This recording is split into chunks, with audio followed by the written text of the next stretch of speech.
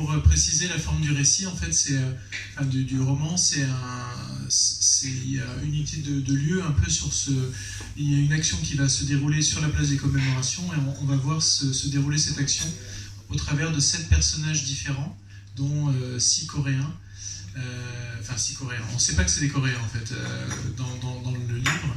Et on alterne entre des personnes qui sont profs de fac, qui sont au ministère de l'Intérieur, et puis des plus jeunes et des plus vieilles personnes. Voilà, l'idée c'était de balayer un peu la psyché et ce qu'il peut y avoir dans la tête de gens qui habitent dans une dictature. Un balai dérisoire.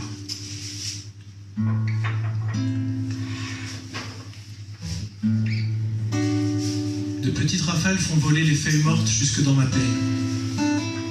Je suis trop lente pour les retenir et les faire rejoindre la brouette. Je regarde ce balai aérien quelques instants, puis me reprends. Le tramway de 7 heures arrive dans un grincement. Tout doit être impeccable.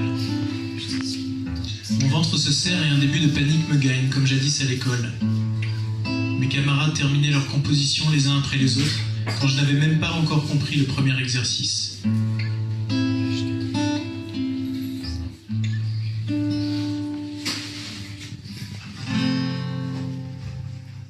Grâce à une accalmie, je finis par faire disparaître toutes les saletés de la place. Il faudra revenir juste avant le début de la commémoration pour m'assurer qu'elle reste immaculée.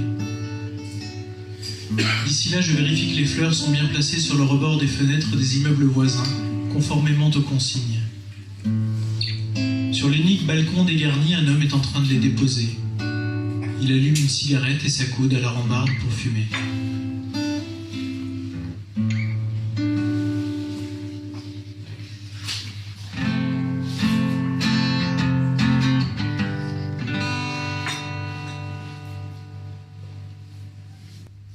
Des fleurs de papier. Je tire une bouffée. En bas, je vois la petite vieille en uniforme de veuve de la nation, jupe droite et veste impeccable.